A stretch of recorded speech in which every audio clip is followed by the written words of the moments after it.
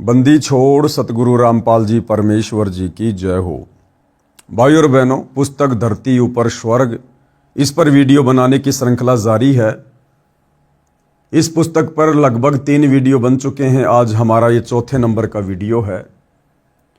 इस पुस्तक को लिखने का और आज वीडियो के माध्यम से आप भाई बहनों को समझाने का केवल एक ही मकसद है कि आखिर धरती के ऊपर स्वर्ग जैसा माहौल कैसे कायम हो, कैसे कलयुग में सतयुग की स्थापना हो, हमारे आचार विचार व्यवहार में दैनिक क्रियाओं में क्या क्या परिवर्तन होना चाहिए जो हम सत्संग के अभाव में नहीं कर पा रहे हैं और हमारी लाख कोशिशों के बावजूद भी धरती पर शांति स्थापना नहीं हो पा रही है। उसके लिए भाई और बहनों, सतगुरु रामपाल जी भगवान हमें बता रहे हैं, समझा रहे हैं कि इसके लिए सबसे पहले आपने अपने घर को, अपने परिवार को स्वर्ग जैसा बनाना पड़ेगा। और घर परिवार केवल धन से, माया से स्वर्ग जैसा नहीं बनता। जिस घर में जितना ज्यादा धन होगा, जितनी ज्यादा माया होगी, उस घर में उतनी ही ज्यादा अशांति होगी, टेंशन होगी। घर स्वर्ग बनेगा परमात्मा की सत भक्ति से, शास्त्र अनुकूल साधना से, और शास्त्र अनुकूल साधना मिलेगी तत्वदर्शी संत की शरण में आने से। और आज धरती पर एकमात्र तत्वदर्शी संत, पूर्ण संत, या यूं कह लीजिए संत रूप में परमात्मा केवल सतगुरु रामपाल जी हैं। इनकी शरण में आने के बाद, इनके उपदेश को ग्रहण करने के बाद, इन्हीं के आशीर्वाद से हमारी दैनिक क्रियाओं में परिवर्तन हो सकता है। हमारे आचार विचार व्यवहार में परिवर्तन होगा ही होगा। तो पहले हम सुधरेंगे, फिर अपने बच्चों को उपदेश दिलाकर उनको भी भक्ति मार्ग पर लगाकर सुधारेंगे। हम सुधरेंगे तो परिवार सुधरेगा, परिवार सुधरेगा तो गांव सुधरेगा, समाज सुधरेगा। और इस प्रकार से पूरी पृथ्वी पर जिस दिन घर घर में सतगुरु रामपाल जी के द्वारा दी जा रही शास्त्र अनुकूल भक्ति होने लगेगी, तो भाई और बहनों, ऑटोमेटिक इस पृथ्वी का माहौल सतयुग जैसा होगा, स्वर्ग जैसा होगा। उसके लिए हमें गुरुदेव भगवान ने इस पुस्तक में बताया कि सर्वप्रथम हमने समाज को बिगाड़ने वाली, अश्लीलता फैलाने वाली, समाज को कर्जे के बोझ तले दबाने वाली उन तमाम प्रकार की कुरीतियों से, झूठी मर्यादाओं से, परंपराओं से हमने बाहर निकलना पड़ेगा।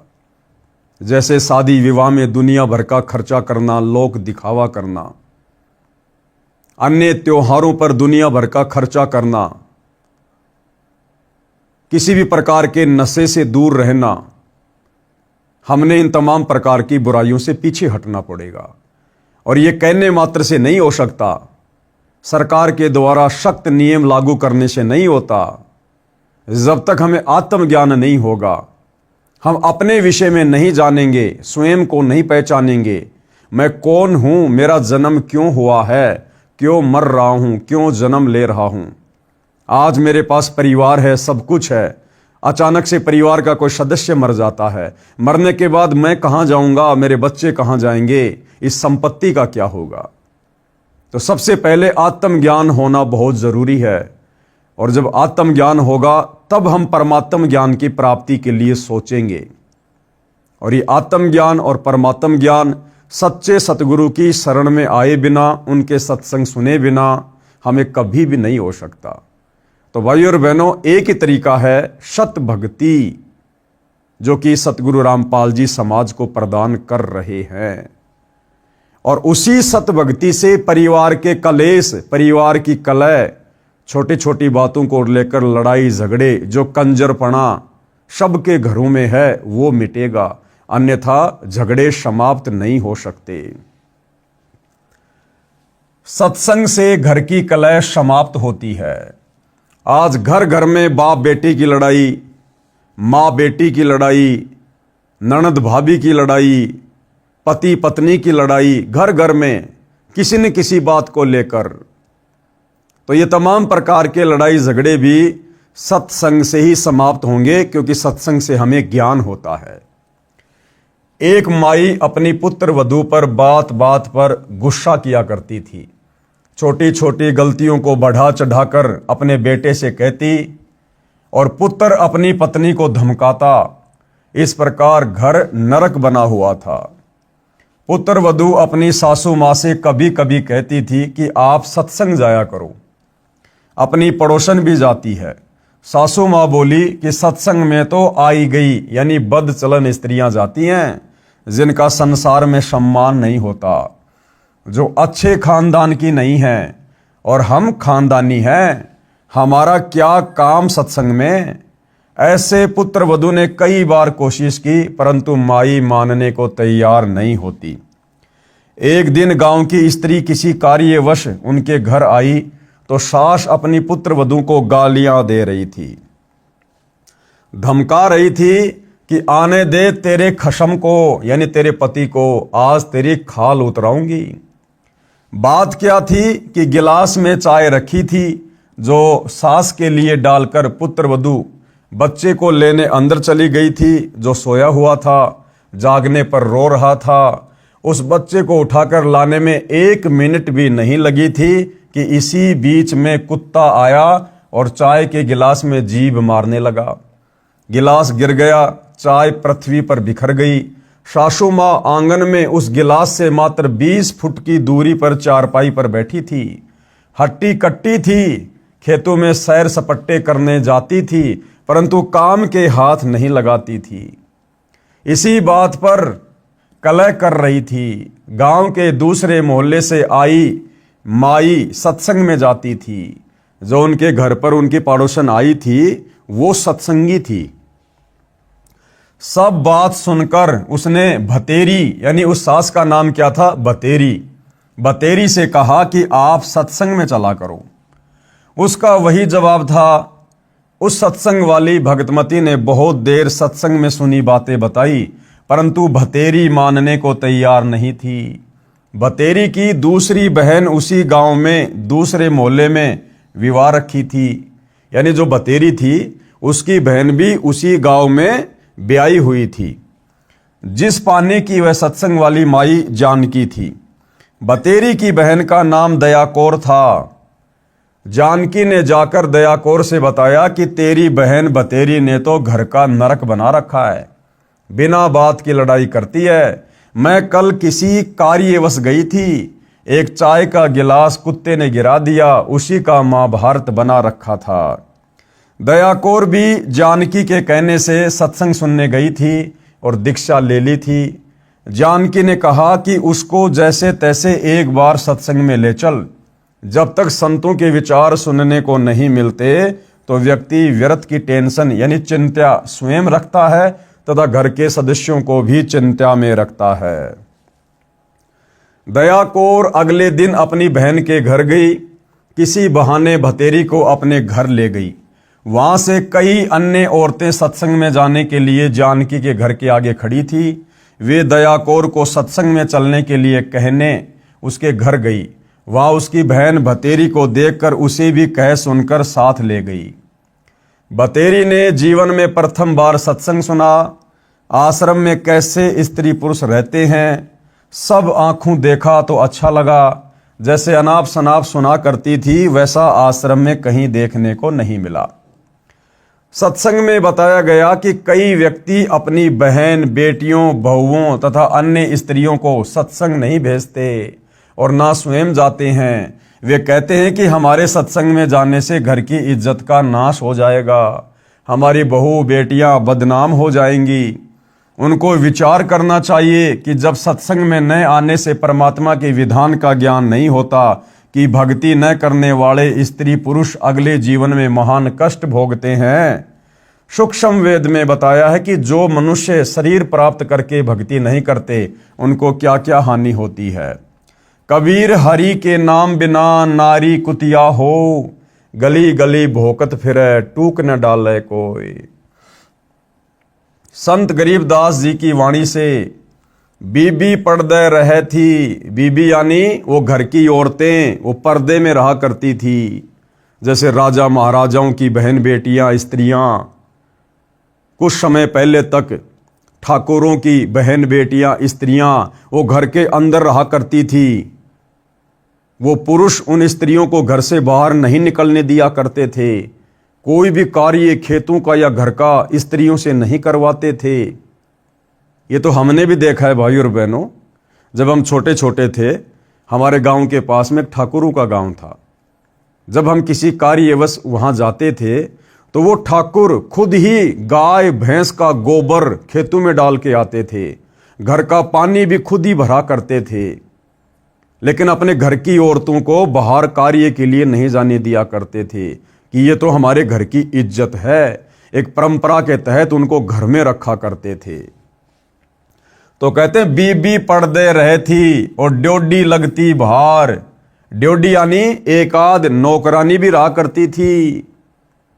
उनको पर्दे में रखा करते थे, ड्योडी के अंदर रखा करते थे। अब गात उगाड़े फिरती हैं बनकुतियां बाजार। वो पर्दे में रहने वाली बहन बेटियां जो ड्योडी के अंदर रहा करती थी, कहते हैं अब वो नंगे शरीर, गात उगाड़े यानी नंगे शरीर, अब वो कुतिया बनकर सरेआम बाजार में घूम रही है। जो उस समय घर की इज्जत हुआ करती थी, बिना सत्संग के, बिना सच्चे सतगुरु की शरण के इतना बड़ा पंगा मोल ले लिया उन्होंने।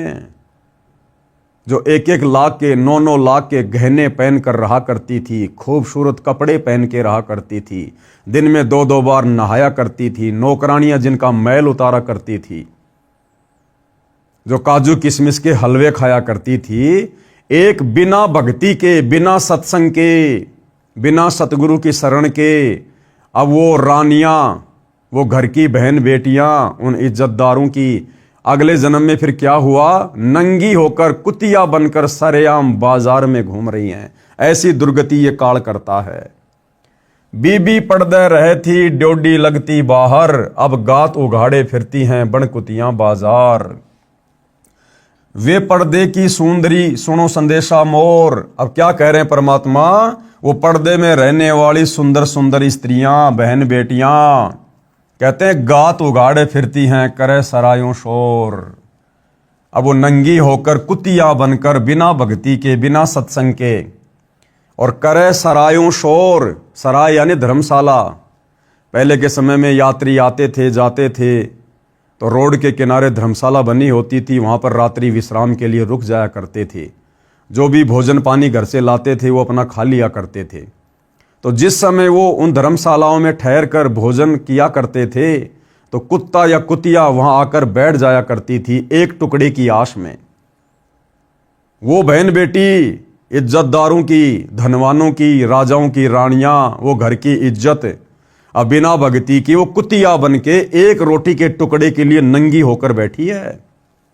जो काजू किशमिश के हलवे खाया करती थी, झूठा छोड़ दिया करती थी, फिर नौकरानियां खाया करती थी, अब वो एक रोटी के टुकड़े के लिए टकटकी लगाकर देख रही है खाने वाले की तरफ। और खाने वाला क्या करेगा, एक आध टुकड़ा जमीन पर फेंक देगा। अब वो बहन, वो बेटी, वो राजा की रानी, वो पर्दे में रहने वाली सुंदरी जिसने भक्ति नहीं की, वो एक रोटी का टुकड़ा खाएगी, साथ में 10 ग्राम मिट्टी भी खाएगी। अब वो काल ऐसे दुर्गति करता, बिना भजन के, बिना सत्संग के। वे पर्दे की सुंदरी सुनो संदेशा मोर, गात उगाड़े फिरती हैं करे सरायों शोर। नक बेसर नक पे बनी पहरे थी हार हमेल।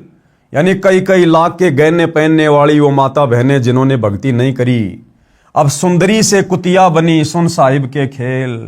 बिना भक्ति के अब सुंदर स्त्री से वो कुतिया बनकर घूम रही है। ऐसा खेल खेल दिया परमात्मा ने उनके साथ में अपने विधान अनुसार। यानी भाई और बहनों, कहने का मतलब है कि वर्तमान कलयुग में हमारी जो नकारात्मक सोच संतों और सत्संग के प्रति हो चुकी है, हमने उसको बदलना होगा। आज चाहे कोई बहन बेटी किसी भी ऊंचे पद पर है, कितनी भी धनवान है, अगर उसने सत भक्ति नहीं की, और सत भक्ति होगी सच्चे सतगुरु से उपदेश लेकर, और सच्चा सतगुरु वर्तमान में पूरी पृथ्वी पर केवल एक ही है, सतगुरु रामपाल जी। क्योंकि एक समय में पृथ्वी पर केवल एक ही सतगुरु होता है, बाकी तो जगह जगह गांव गांव में नगर नगर में नकली सतगुरु आश्रम बना बनाकर इस काल ने बैठा रखे हैं। वो सतगुरु नहीं है। तो सीधा सीधा कहने का मतलब है, वर्तमान में इस पूरे विश्व में एकमात्र सतगुरु रामपाल जी हैं जो सत भक्ति दान करने के अधिकारी हैं, जिनकी शरण में आकर सत भक्ति करने से आगे ऐसी दुर्गति नहीं होगी, 84 लाख योनियों में जाना नहीं होगा, नरक भोगना नहीं होगा। अन्यथा आज चाहे कोई कितने बड़े राजपद पर है, चाहे कितने बड़े धनवान की पत्नी है, अगर वो बहन बेटियां सत भक्ति सतगुरु रामपाल जी से उपदेश लेकर नहीं करती हैं, भाई अंत में यही दुर्गति होगी जो परमात्मा का विधान है कि नक बेसर नक पे बनी पहरे थी हार हमेल, और सुंदरी से कुतिया बनी सुन साहिब के खेल। भावार्थ है, मनुष्य जीवन प्राप्त प्राणी यदि भक्ति नहीं करता है तो वह मृत्यु के उपरांत पशु पक्षियों आदि आदि की योनियां प्राप्त करता है। परमात्मा के नाम जाप बिना स्त्री अगले जन्म में कुतिया का जीवन प्राप्त करती है, फिर निवस्त्र होकर नंगे शरीर गलियों में भटकती रहती है, भूख से बेहाल होती है, उसको कोई रोटी का टुकड़ा भी नहीं डालता। जिस समय वह आत्मा स्त्री रूप में किसी राजा राणा तथा उच्च अधिकारी की बीवी यानी पत्नी थी, वे उसके पूर्व जन्मों के पुण्यों का फल था, जो कभी किसी जन्म में भक्ति धर्म आदि किया था। वह सर्व भक्ति तथा पुण्य स्त्री रूप में प्राप्त कर लिए। वह आत्मा उच्च घरानों की बहु बेटियां थी, तब पर्दों में रहा करती थी, काजू किशमिश डालकर हलवा तथा खीर खाती थी, उनका जूठा छोड़ा हुआ नौकरानियां खाया करती थी। उनको सत्संग में नहीं जाने दिया जाता था, क्योंकि वे उच्च घरानों की बहुएं तथा बेटियां थी, घर से बाहर जाने से बेइज्जती मानती थी। बड़े घरों की इज्जत इसी में मानी जाती थी कि बहु बेटियों का पर्दों में घर में रहना उचित है। इन कारणों से वह पुण्यात्मा सत्संग विचार न सुनने के कारण भक्ति से वंचित रह जाती थी। उस मानव शरीर में वह स्त्री गले में 9-9 लाख रुपए के हमेल हार पहनती थी, नाक में सोने की नाथ पहनती थी, उसी हार श्रृंगार में अपना जीवन धन्य मानती थी। भक्ति ना करने से वे अब कुतिया का जीवन प्राप्त करके नंगे शरीर गलियों में एक टुकड़े के लिए तरस रही होती हैं।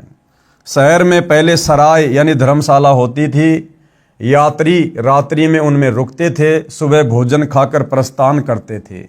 वह पर्दे में रहने वाली सुंदर स्त्री कुतिया बनकर धर्मशाला में रुके यात्री का डाला टुकड़ा खाने के लिए सराय यानी धर्मशाला में भोंकती है। रोटी का टुकड़ा धरती पर डाला जाता है, उसके साथ कुछ रेत मिट्टी भी चिपक जाती है। वह सुंदरी जो काजू किशमिश युक्त हलवा खीर खाती थी, भक्ति नहीं करती थी, उस रेत मिट्टी युक्त टुकड़े को खा रही है। यदि मनुष्य शरीर रहते सहते पूरे संत से नाम लेकर भक्ति कर लेती तो ये दिन देखने नहीं पड़ते।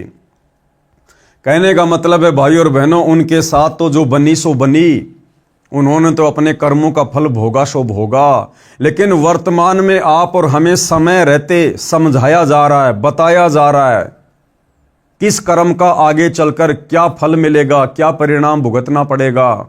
सत भक्ति ना करने से स्त्री की क्या दुर्गति होगी, पुरुष की क्या दुर्गति होगी, ये आप और हमें समय रहते समझाया जा रहा है, बताया जा रहा है। क्योंकि मनुष्य शरीर में हम भक्ति कर सकते हैं, भक्ति को समझ सकते हैं, कुत्ते के जीवन में, गधे के जीवन में, क्योंकि 84 लाख योनियों के शरीरों में ना हम भक्ति कर सकते, ना हम भक्ति को समझ सकते। आज हमें मनुष्य जन्म प्राप्त है, आज हम समझ भी सकते हैं और हम भक्ति कर भी सकते हैं। और यदि आज इस गोल्डन टाइम में जब भक्ति करवाने वाले पूर्ण संत स्वयं धरती पर प्रकट है, यदि हम नहीं जागेंगे, जेब से मोबाइल निकालकर यूट्यूब पर उनके सत्संग नहीं सुनेंगे, उनसे उपदेश प्राप्त करके सत भक्ति नहीं करेंगे, तो जो दुर्गति भक्ति ना करने वालों की होती है, जो इस पुस्तक में लिखा हुआ है, जो परमेश्वर का अटल विधान है, फिर हमारे साथ भी वही बनेगी। वही कुतिया के जीवन भोगने पड़ेंगे, गधे के जीवन भोगने पड़ेंगे। परमात्मा कहते हैं, एक हरि की भक्ति बिन नारी कुतिया होए, गली गली भोकत फिरे टूक न डाल कोई। फिर परमात्मा कहते हैं, एक हरि की भक्ति बिन राजा गधा हो, और माटी लदे कुम्हार की घास न डाले कोई। चाहे देश का राजा क्यों ना है, अगर सत भक्ति सच्चे सतगुरु से उपदेश लेकर नहीं की, और राजा भी अगले जन्म में 84 लाख में गधा बनेगा, गधा। ये परमात्मा का अटल विधान है। तो समझदार व्यक्ति कभी भी ऐसी आफत मोल नहीं लेगा। कबीर हरि के नाम बिन राजा ऋषभ हो, ऋषभ यानी गधा, खच्चर, और माटी लदे कुम्हार के घास न डाले कोई। भगवान की भक्ति न करने से राजा गधे का शरीर प्राप्त करता है, कुम्हार के घर पर मिट्टी ढोता है, घास स्वयं जंगल में खाकर आता है। फिर ऐसी दुर्गति होगी उस राजा की, उस बड़े अधिकारी की, जो आज नौकरों के माध्यम से 56 प्रकार के पकवान भोग रहा है। अगले जन्म में गधा बनेगा, घर पर उसको कुम्हार खाना भी नहीं देगा। फिर पीछे तू पशुआ कीजे दीजे बैल बनाए। फिर और क्या दुर्गति होगी। फिर अगले जन्म में परमात्मा उस मनुष्य शरीरधारी आत्मा को, जिसने मनुष्य शरीर में भक्ति नहीं की थी, फिर परमात्मा उसे बैल बनाएगा, और 4 पहर जंगल में डोले तो नहीं उधर भराए। सारा दिन नीचा मुंह करके खाता रहेगा, पीछे से निकालता रहेगा, और सारा दिन में उसका पेट भी नहीं भर पाएगा ढंग से। सिर पर सींग दिए मन बोरे, धूम से मच्छर उड़ाए। फिर क्या करेगा परमात्मा, उसके सिर पर 2 सींग देगा, और धूम यानी एक उसको पूंछ लगा देगा, और उसी पूंछ से वो अपनी मक्खियां उड़ाएगा, अपनी खुजली को शांत करेगा। जब उसको मनुष्य शरीर था, धनी था, राजा था, मंत्री था, उच्च घराने का था, गर्मियों में कूलर का प्रयोग करता था, एसी का प्रयोग करता था, या नौकर वगैरह रात्रि में उसके ऊपर पंखा करते रहते थे। अब बिना सतभक्ति के, बिना सत्संग के अब वो बैल बन गया, कुत्ता बन गया, गधा बन गया। उसको 1.5 फुट की पूंछ लगा दी गई। अब वो पूंछ ही उसका कूलर है, उसकी एसी है। चाहे हवा करो, चाहे मक्खी मच्छर भगाओ। सिर पर सींग दिए मन बोरे, धूम से मच्छर उड़ाए, और कांदे जुआ जोते कुआ, कोंदू का बुश खाए। फिर और क्या दुर्गति होगी उस बैल की। पहले के समय में कुआ जोतने के लिए बैल को प्रयोग में लिया जाता था। उसके कांधे पर लकड़ी का जुआ डालकर और पानी निकाला जाता था कुएं से, और खाने में क्या मिलता था, कोंदू का भूष। कोंद यानी जो, गेहूं जैसा आता है जो, और जौ का जो छिलका होता है वो बड़ा नुकीला होता है, कांटेदार होता है। आसानी से कोई जानवर उसको खाना पसंद नहीं करता। लेकिन सारा दिन तो कुआ जोतेगा, फिर बैल को भूख लगेगी, और खाने को क्या मिलेगा, वो जौं का भूष। मजबूरी में आंखों से आंसू बहाते हुए अपनी उदर पूर्ति के लिए उस नालायक को खाना पड़ेगा। क्योंकि जब मनुष्य जन्म था उसने 56 प्रकार के भोग खाए। लेकिन जब कोई कहता था भाई भक्ति कर ले, परमात्मा धरती पर आए हुए हैं, शास्त्र अनुकूल भक्ति दे रहे हैं, ये मौका बार बार नहीं मिलेगा, मनुष्य जन्म इसीलिए मिला है, उस समय वो मजाक किया करता था कि सत्संग में तो फालतू के व्यक्ति जाते हैं, फालतू के व्यक्ति।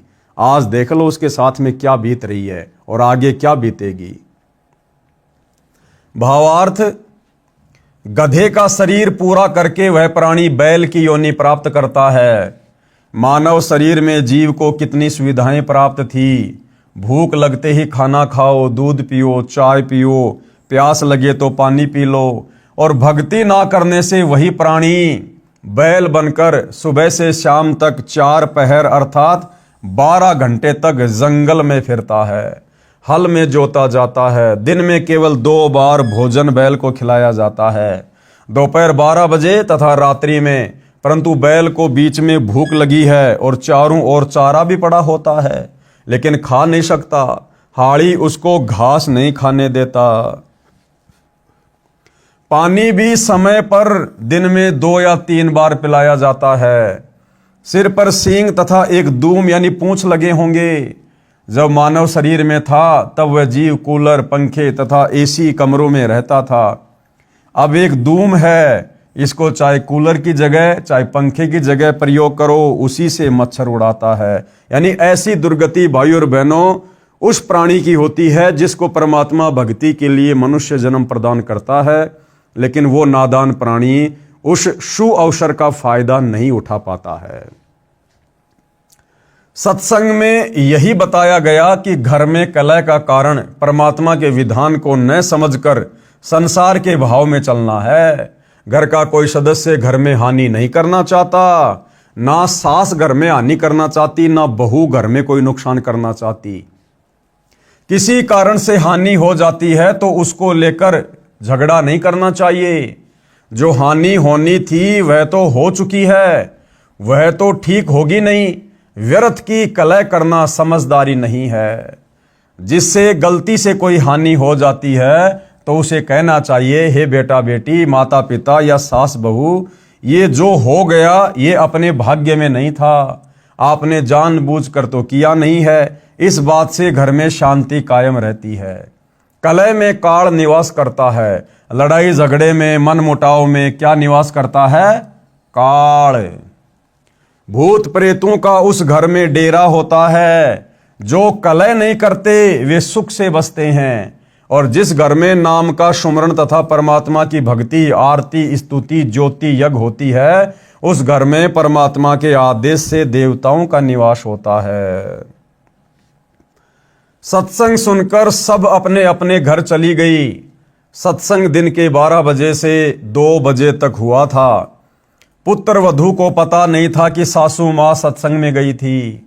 अगले दिन सुबह भैंस का दूध निकालकर पुत्र वधू उस दूध की भरी बाल्टी को छत में लगे कुंडे वाले सरिये में प्रतिदिन की तरह टांगने लगी।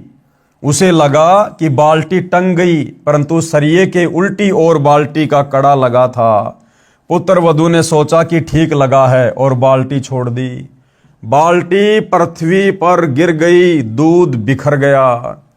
आवाज सुनकर भतेरी आई और पुत्र वधू दूध की बजाय सासू मां की ओर मायूसी से देख रही थी कि आज ये बुढ़िया घर में झगड़ा करवाएगी, आज अपने बेटे से मेरी पिटाई करवाएगी। लेकिन पुत्र वधू ने बोलना उचित नहीं समझा, क्योंकि पुत्र वधू को पता था कि सासू मां किसी भी सफाई के वचन नहीं सुनती। सोच रही थी कि आज का सारा दिन कलह में जाएगा, शाम को पति आएगा, उससे भी पिटाई करवाएगी। हे परमात्मा, ये कौन बनी? ऐसी गलती तो कभी नहीं हुई थी। हे सतगुरु, कुछ तो दया करो। मैं तो आपकी भक्ति भी भूलने को हो रही हूँ। मुझे तो सारा दिन सासू माँ के श्लोक याद रहते हैं। बतेरी बोली, बेटी जो होना था वह हो गया। अब देखो भाइयों और बहनों, एक दिन के सत्संग का प्रभाव, एक दिन के सत्संग ने उस स्त्री की काया पलट कर दी, उसके विचारों को बदल दिया एक दिन के सत्संग ने। और वो सासू माँ क्या बोली? बतेरी बोली, बेटी जो होना था वह तो हो गया, आज हमारे भाग्य में दूध है ही नहीं। चिंता ना कर, इस दूध को ऊपर से हाथों से बाल्टी में डालकर भैंस को पिला दे। ये कहकर जो नाम दीक्षा ली थी उसका जाप करने लग गई। पुत्र वधू को अपने कानों पर विश्वास नहीं हो रहा था। सोच रही थी कि माता जी आज पता नहीं कौन सा स्टेशन, यानी रेडियो आकाशवाणी वाला स्टेशन पकड़ गई। ये शीतल वचन बतेरी की बोरी यानी बारदाना में नहीं थे, यानी इसकी जुबान पर इस प्रकार के मीठे वचन तो थे ही नहीं। इसमें खड़ भरी थी, आसपास से निकलती थी तब भी बड़बड़ की झल निकलती थी। पुत्र वधू का नाम निशा था। वह सोच रही थी, निशा आज निशा में तेरी बुरी होगी दशा। निशा का मतलब रात्रि भी होता है, तो उसने क्या सोचा कि हे निशा, आज निशा यानी रात्रि में तेरी बुरी होगी दशा, यानी रात को इसका बेटा आएगा, ये अपने बेटे को बड़ा चढ़ाकर बात कहेगी और इसका बेटा आज तेरी पिटाई करेगा। निशा की सोच थी कि मेरे पति को बताएगी, वह माता की बात सुनकर मेरी कुछ नहीं सुनता, अच्छी बुरी कहेगा, सारा दिन और रात्रि रोने में जाएगी। निशाने धरती पर पड़ा, दूध बाल्टी में डालकर भैंस को पिला दिया। बाल्टी धोकर रख दी, बतेरी आई और बोली कि बेटी रोटी खा ले। चिंता मत कर बेटी, मैं कल मेरी बहन दया कौर के साथ दिन में सत्संग में गई थी। मेरी तो आंखें खुल गई। मैं तो बहुत कलहारी बनी हुई थी, यानी झगड़ालू थी। बेटी हो सके तो क्षमा कर देना। पीछे हुआ सो हुआ, आगे से अपनी बेटी को पलकों पर रखूंगी। मेरी असली बेटी तो तू है। जन्मी बेटी तो अगलों की थी, वह चली गई, अपना दुख सुख साझा है।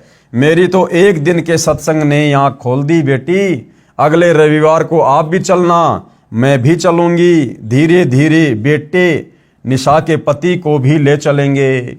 लड़के ने भी दीक्षा ले ली और घर स्वर्ग बन गया। इस प्रकार से भाइयों और बहनों, ये पृथ्वी स्वर्ग बनेगी, सतयुग जैसा माहौल होगा। यदि सत्संग सुनकर, सतगुरु से उपदेश लेकर हमने उनके वचनों को अपने ऊपर लागू नहीं किया, उन सत्संग रूपी वचनों पर अमल नहीं किया, तो भी भाइयों और बहनों किसी प्रकार का कोई बदलाव नहीं होगा। सत्संग भी लेना पड़ेगा, उपदेश भी लेना पड़ेगा, और सत्संग में बताई गई बातों को हमने अपने ऊपर धारण करना पड़ेगा, अमल करना पड़ेगा। जब हमारी क्रिया चेंज होंगी, हमारे आचार विचार व्यवहार में बदलाव आएगा, तो सामने वाला भी उससे प्रभावित होगा।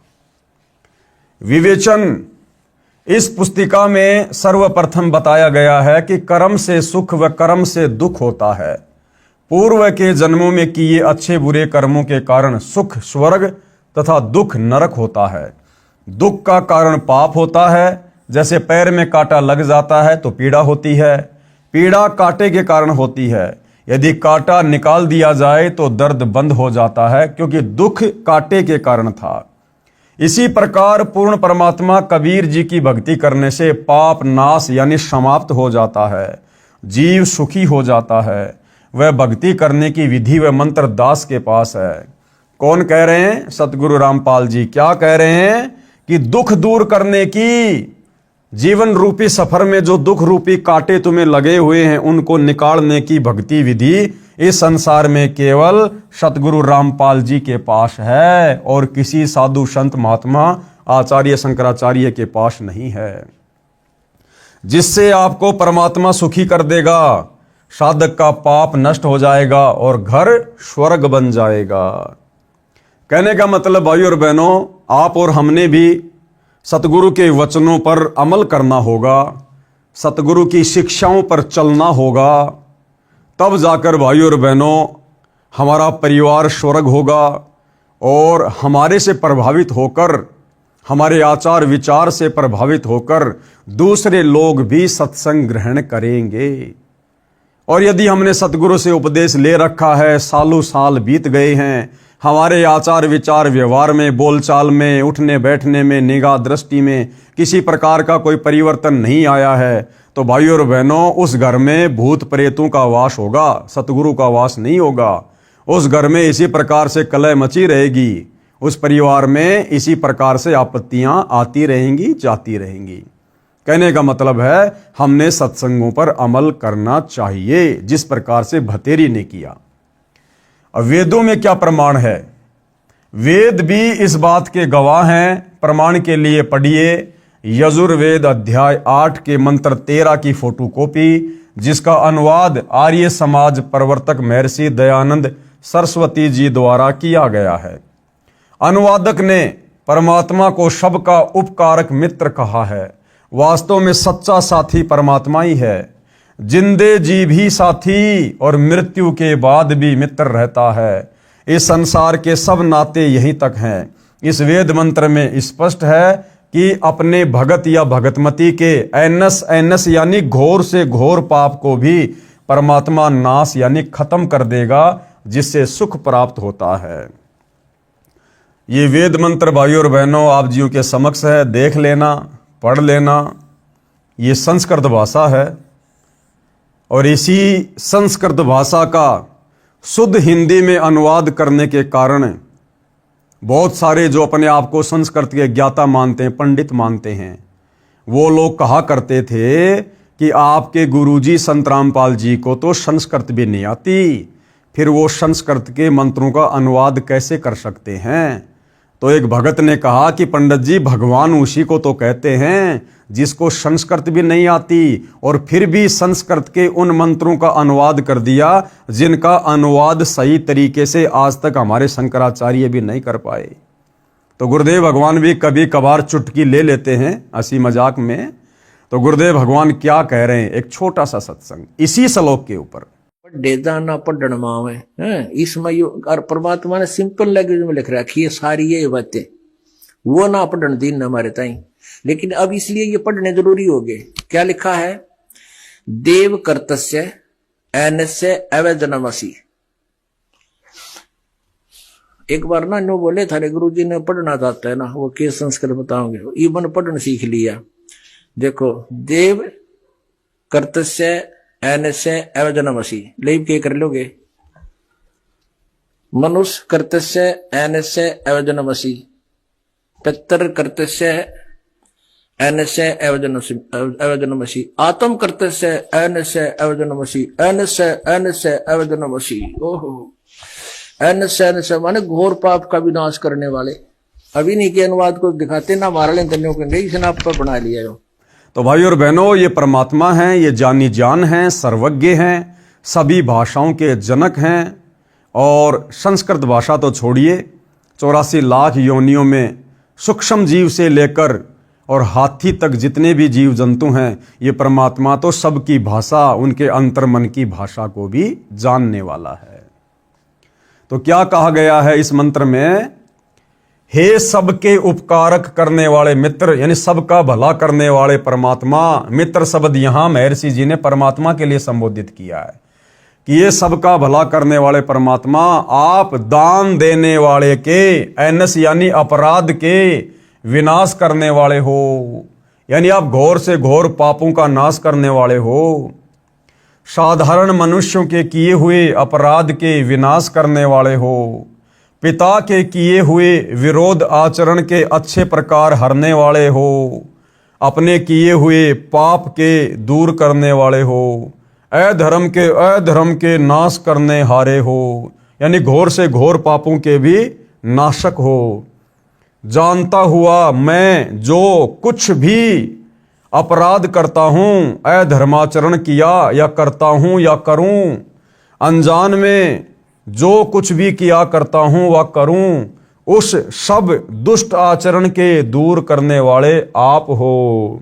अब आगे क्या बताया जा रहा है, भक्ति करने से दुख समाप्त हो जाते हैं, कार्य सिद्ध होते हैं। जैसे पहले जमाने में हाथ से चक्की चलाते, हाथ से पशुओं का चारा काटते थे। अब बिजली से चलने वाली चक्की है तथा बिजली से चलने वाले गंडासे यानी मशीन से चारा काटते हैं। कितना आसान हो गया। इसी प्रकार परमात्मा कबीर जी यानी परम अक्षर ब्रह्म की भक्ति करने से भगत या भगतमती के सब कार्य आसान हो जाते हैं और घर स्वर्ग बन जाता है।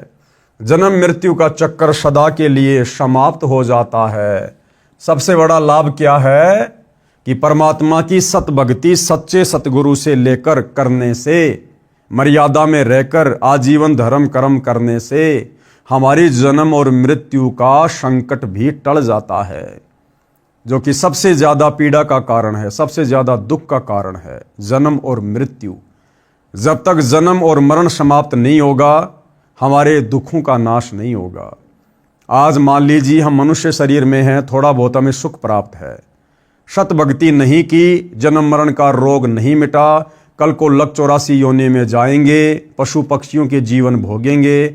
और आप जी देख ही रहे हैं भाई और बहनों, गधे कुत्ते सुअर कीट पतंग मक्खी मच्छर कितना कष्ट में जीवन जीते हैं। तो सतगुरु सत भक्ति करने वाले साधकों को जब तक वो इस लोक में रहेंगे जिएंगे, तब तक भी उन्हें किसी प्रकार का कोई दुख नहीं होने देगा। और मरने के बाद परमेश्वर उन्हें अपने शवलोक सतलोक में लेकर जाएंगे, जहां जाने के बाद फिर जन्म और मृत्यु नहीं है, बुढ़ापा नहीं है, कष्ट नहीं है। तो कितना बड़ा फायदा भाई और बहनों। फिर किसी ने सवाल किया, मृत्यु भोज के विषय में आपके क्या विचार हैं? सतगुरु रामपाल जी से सवाल किया कि किसी व्यक्ति की मृत्यु हो जाने के बाद समाज की एक परंपरा के तहत गांव वालों को भोजन करवाया जाता है, लड्डू जलेबियां बनाई जाती हैं, तो इस मृत्यु भोज के ऊपर आप जी के क्या विचार हैं? तो गुरुदेव क्या कह रहे हैं? यह व्यर्थ है, यानी बेकार की परंपरा है, हम नहीं करते। यानी सतगुरु रामपाल जी के कबीर पंथ में इस प्रकार की बकवाद उनके भगत नहीं करते। और अब तो बुद्धिमान मानव समाज भी इस पर प्रतिबंध लगाने लगा है। कबीर साहिब जी की वाणी में बताया है कि कबीर जीवित बाप गैल लट्ठम लट्ठा और मुँह गंग पहुंचावे। यानी जब तक माता पिता जीवित हैं तब तक तो उनका आदर करते नहीं, उनकी इज्जत करते नहीं, अच्छा खाने को अच्छा पहनने को देते नहीं, और मरने के बाद इस झूठी परंपरा के तहत आप गंगा जी में जाओगे उनकी मुक्ति करवाने के लिए। तो जिस बेटा बेटी ने जीते जी माँ बाप की सच्ची सेवा करके उसको आनंद नहीं दिया, भला मरने के बाद इन व्यर्थ की परंपराओं में पड़कर आप कैसे उनकी मुक्ति करवा दोगे? अर्थात अपने पिता व माता जी के साथ जिंदे जी तो उलट सुलट बोलते हैं, सब नहीं अधिकतर। यानी गुरुदेव कहते हैं सभी नहीं, बहुत सारी अच्छी संतान भी होती है पूर्व संस्कार की, लेकिन ये कलयुग है भाई और बहनों, ज्यादातर अपने माता पिता के साथ अच्छा व्यवहार नहीं करते। और मरने के पश्चात उसकी जली हुई हड्डियों को राख समेत उठाकर पुरोहित के माध्यम से गंगा के जल में परवाह करने जाते हैं, फिर उसका काज यानी मृत्यु भोज करते हैं, वह व्यर्थ है। अपने माता पिता को जीवित रहते खिलाओ पिलाओ, अच्छा कपड़ा पहनाओ, प्यार दो। यदि धर्म यज्ञ करना है तो उसके जीवित रहते शास्त्र अनुसार कराओ, गुरु बनाओ, मानव जीवन सफल होगा। हम सतगुरु रामपाल जी के भगत इस प्रकार की व्यर्थ की परंपराओं के पचड़े में नहीं पड़ते हैं। हम इस प्रकार की समाज बिगाड़क और व्यर्थ की खर्चीली परंपराओं का निर्वाह नहीं करते हैं।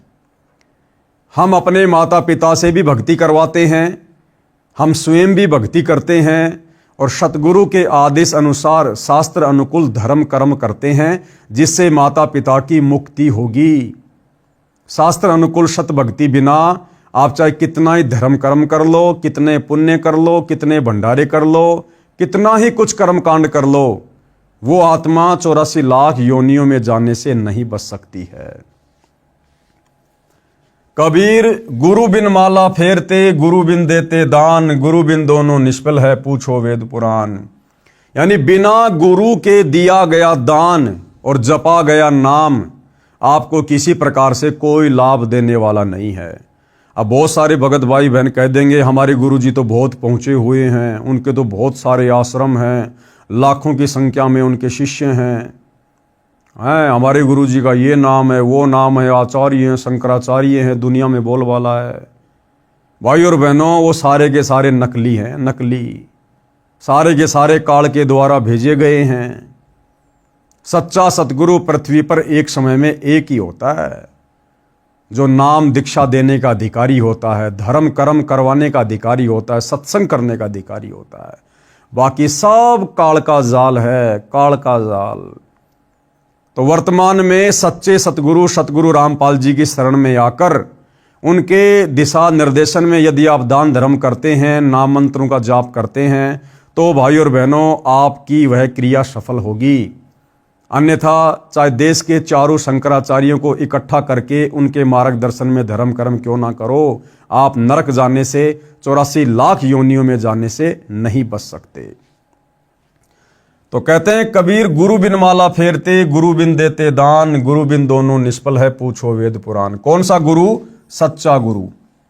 कबीर राम कृष्ण से कौन बड़ा, उन्हों भी गुरु कीन, तीन लोक के वे धनी, गुरु आगे आधीन।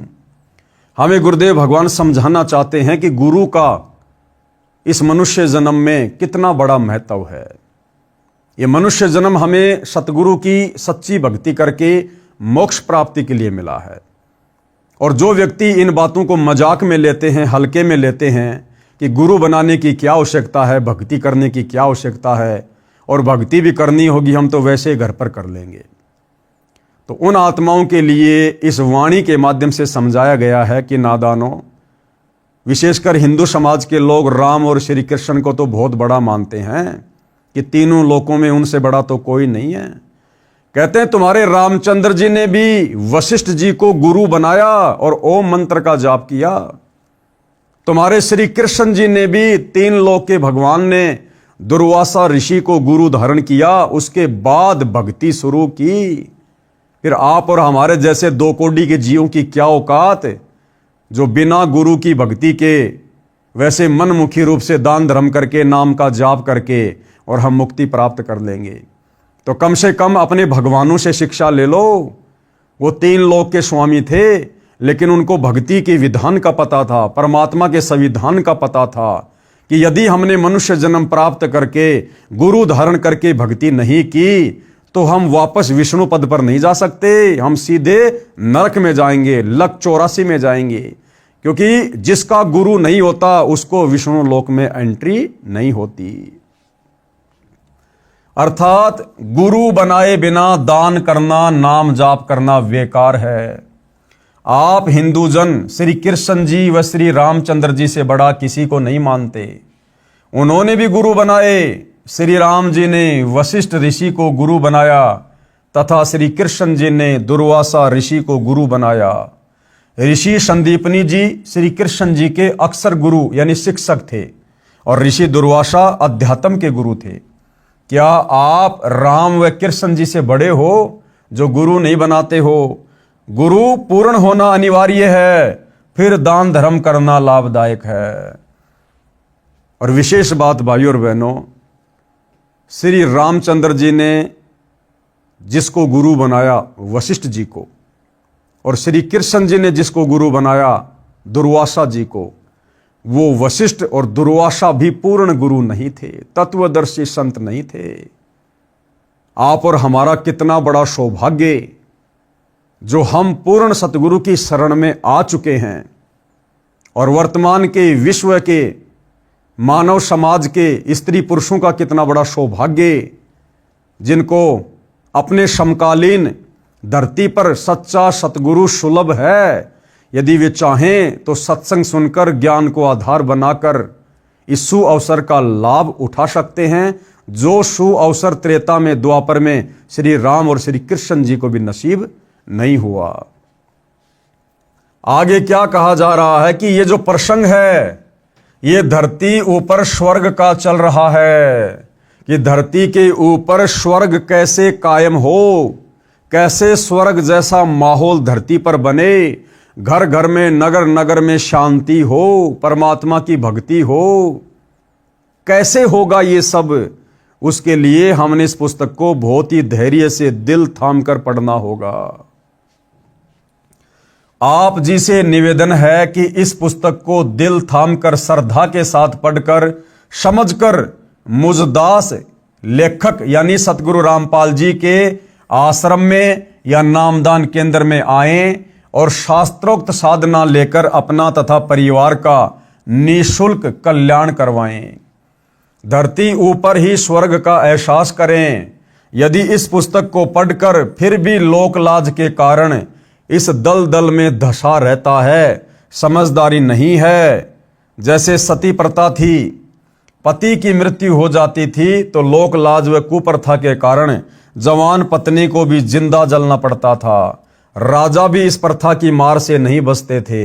महाभारत ग्रंथ में प्रकरण है कि राजा पांडु की मृत्यु के पश्चात रानी माद्री उसके साथ सती हुई थी, यानी जिंदा जलकर मरी थी। राजा पांडु की दो पत्नियां थी, कुंती तथा माद्री। ये भी तो किसी समझदार पुरुष ने समाप्त करने का बीड़ा उठाया, यानी सती प्रथा को जो समाज में कुप्रथा थी उसको भी समाप्त करने के लिए किसी न किसी महापुरुष ने तो बीड़ा उठाया। उसको भी तो कितनी परेशानियों का सामना करना पड़ा होगा, आलोचनाओं का सामना करना पड़ा होगा, निंदा का पात्र बना होगा, लेकिन वो अपने मकसद पर अडिग रहा और अंत में उस कुप्रथा का सत्यानाश हुआ। तो वर्तमान में इस धरती पर सती प्रथा से भी भयंकर प्रथा, ये शास्त्र विरुद्ध साधना जो नकली धर्म गुरुओं ने घर घर में पनपा रखी है, ये जानलेवा बीमारी है। सीधा आपको नरक में ठोकेगी। उस चिता पर तो केवल वो स्त्री एक ही बार जलकर पीड़ा का एहसास करती थी, लेकिन ये शतभक्ति ना करने के कारण आप सीधे लक 84 में जाओगे। गधे, कुत्ते, बैल, हाथी, सूअर के शरीर प्राप्त करोगे और एक बार नहीं, 2 बार नहीं, 84 लाख बार मरोगे, 84 लाख बार, और जन्म जन्म ये कष्ट सहन करना पड़ेगा।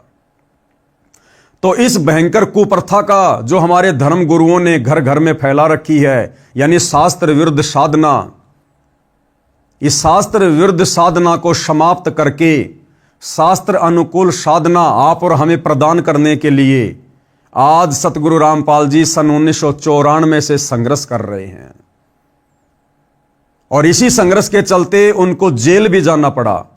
आज 2025 में भी पिछले 10 वर्षों से वे हिसार की जेल में बैठे हुए हैं, लेकिन अपने मकसद से पीछे नहीं हट रहे। जो बीड़ा उन्होंने उठाया है उस पर आज भी अटल है, कायम है, और इसी के चलते उनको आलोचनाओं का शिकार होना पड़ रहा है। दुनिया नासमझी में उनकी निंदा करके पाप की भागी बन रही है। लेकिन भाइयों और बहनों, ये जो बीड़ा सतगुरु रामपाल जी ने उठा रखा है, ये पूरे विश्व के मानव समाज के हित में है, पूरे विश्व के मानव के कल्याण के हित में है। और जिसने उनके सत्संग सुनकर, उनके प्रवचन सुनकर, उनकी पुस्तकें पढ़कर, उनके विचारों से परिचित होकर उनकी शरण ग्रहण कर ली, वही आत्मा काल के जाल से बाहर निकल सकती है। दूसरा संसार में कोई विकल्प नहीं है। तो सती प्रथा को समाप्त करने का जिस महापुरुष ने बीड़ा उठाया था, उस समय उसका बहुत विरोध हुआ, परंतु धीरे धीरे सबने मान लिया और सुखी हुए। इसी प्रकार ये कुप्रथाएं समाप्त करनी है, धरती ऊपर स्वर्ग बनाना है, बुद्धिजीवी मानव सहयोग दे। यानी जिसको ये बातें समझ में आ जाती हैं, उन लोगों ने इस मिशन में सतगुरु का, सच्चे संत का सहयोग देना चाहिए। आगे फिर सवाल किया है, भक्ति व धर्म कर्म तो लगभग सब करते हैं, आप तथा आपके अनुयायी ही नहीं करते। आप कहना क्या चाहते हैं? आपकी बातों से लग रहा है कि आपके अतिरिक्त कोई ठीक से भक्ति नहीं करते। तो सतगुरुदेव भगवान क्या जवाब दे रहे हैं? उत्तर दिया, यही सही है कि जो आप कह रहे हो ना, यही परम सत्य है।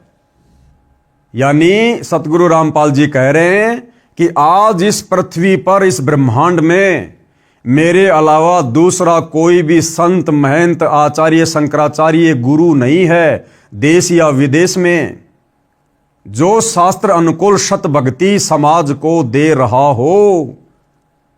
उनके अलावा धरती पर कोई भी दूसरा नहीं है। तो उत्तर दिया गुरुदेव ने, भाई यही सही है। दास रामपाल दास यही कहता है कि विश्व में कोई भी गुरु मेरे अतिरिक्त शास्त्रोक्त साधना, यानी शास्त्र अनुकूल साधना, हमारे वेदों में क्या लिखा है, गीता जी में क्या लिखा है, सूक्ष्म वेद में क्या लिखा है, कौन से मंत्र का जाप करना चाहिए, कौन से धर्म कर्म करने चाहिए, ये तमाम प्रकार की जानकारी, यानी शास्त्रोक्त साधना कोई भी धर्मगुरु न तो स्वयं करता है और ना ही अपने अनुयायियों से करवाता है, क्योंकि उनको अपने अपने शास्त्रों का ज्ञान ही नहीं है। और भाइयों और बहनों, आप जी अच्छे से विचार कर लेना, प्रैक्टिकल करके देख लेना। आप चारों वेदों में और गीता जी में केवल एक मंत्र जाप करने का आदेश है, ओम, और वो भी अधिकारी गुरु से लेकर। लेकिन आज विशेषकर भारत देश में, हिंदू समाज में जितने भी आचार्य, शंकराचार्य, महंत और मंडलेश्वर हैं, तरह तरह के कथावाचक हैं, कोई भी व्यक्ति ओम नाम का मंत्र नहीं देता है। कोई तो कहता कि राधे राधे जपो, कोई कहता है राधे राधे श्याम मिला दे, कोई कहता है हरे कृष्णा हरे राम, कोई कहता है जय जय राम जय जय राम, कोई कहता है ओम नमो भागवते वासुदेवाय नमः, कोई कहता है जय गणेशाय नमः, ओम श्री शंकराय नमः। ओम नाम का मंत्र भी वर्तमान में हिंदू समाज में कोई गुरु दीक्षा रूप में नहीं दे रहा, और यदि भूला भटका कोई दे रहा है तो वो नादान, वो मंत्र दान करने का अधिकारी नहीं है, जिस कारण से अंत में वो भी नरक में जाएगा और उसके माध्यम से दीक्षा लेकर नाम जाप करने वाला भी नरक में जाएगा। आप निम्न बातें नोट करो और बताओ, क्या आप बता सकते हैं गीता अध्याय 18 श्लोक 62 में गीता बोलने वाला प्रभु अपने से अन्य किस परमेश्वर की शरण में जाने को कह रहा है?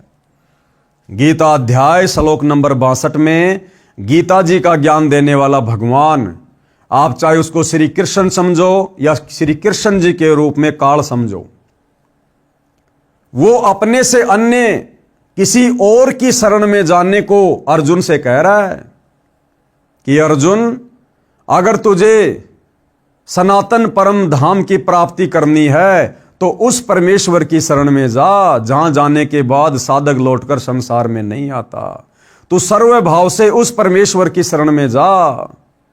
तो बताओ भाई, अगर हमारे धर्मगुरु विद्वान हैं, शास्त्रों के ज्ञाता हैं, जानकार हैं, तो गीता का ज्ञान देने वाला भगवान अध्याय 18 श्लोक 62 में अपनी भक्ति को छोड़कर किसी दूसरे की शरण में जाने को क्यों कह रहा है? वो कौन है जो गीता के ज्ञान देने वाले भगवान से भी बड़ा है? किसी धर्मगुरु को नहीं पता इस बात का।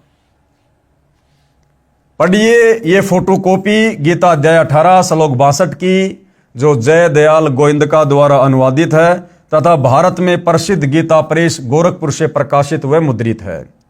तो ये है गीता अध्याय 18 श्लोक नंबर 62। तम एवं शरणम गच्छ सर्वभावेन भारत तत्प्रसादात पराम शांतिम स्थानम प्रापेष्यि शाश्वतम। हे भारत, यानी हे अर्जुन, कौन कह रहा है? गीता का ज्ञान देने वाला। चलो आपकी बात को बड़ा करते हैं। हिंदू समाज के अनुसार गीता का ज्ञान श्री कृष्ण जी ने दिया। श्री कृष्ण जी कौन थे? स्वयं श्री विष्णु भगवान। और हिंदू समाज अज्ञानता में विष्णु से बड़ा किसी को परमात्मा नहीं मानता। तो तुम्हारे विष्णु भगवान गीता का ज्ञान देते समय अर्जुन को क्या कह रहे हैं कि हे भारत, यानी हे अर्जुन, तू सब प्रकार से, यानी सबकी भक्ति छोड़कर उस परमेश्वर की ही शरण में जा। उस परमेश्वर की ही शरण में जा, यानी गीता के ज्ञान देने वाले भगवान से अन्य कोई भगवान है जिसकी शरण में जाने के लिए वो कह रहा है? तो वो भगवान कौन है? उसका नाम, गांव, पता आज तक हमारे धर्म गुरुओं ने, शंकराचार्यों ने क्यों नहीं बताया? अगर उनको ज्ञान होता तो, अगर वो हमारे शास्त्रों से परिचित होते तो। हे भारत, तू सब प्रकार से उस परमेश्वर की ही शरण में जा। उस परमात्मा की कृपा से ही तू परम शांति को तथा सनातन परम धाम को प्राप्त होगा। सनातन परम धाम, जिस लोक का कभी विनाश ना हो, जबकि स्वर्ग तो असंख्यों बार प्रलय में आ चुका है, नष्ट हो चुका है। और परम शांति यानी जहां जाने के बाद जन्म और मृत्यु ना हो, जबकि स्वर्ग में जाने वाला, महास्वर्ग में जाने वाला जन्म और मृत्यु में रहता है। तो गीता ज्ञान देने वाला भगवान अपने से अन्य किस भगवान की शरण में जाने के लिए कह रहा है? और कौन सा वह धाम है, वह जगह है, वह लोक है जहां जाने के बाद ही परम शांति मिलती है, जहां जाने के बाद ही हमारी गति होती है? तो वो भगवान कौन है और वो लोक कौन सा है? तो ये जानकारी केवल सतगुरु रामपाल जी ने दी है कि वो भगवान है कबीर, और वो लोक है सत्यलोक, जहां जाने के बाद ये प्राणी लौटकर इस गंदे संसार में वापस नहीं आता।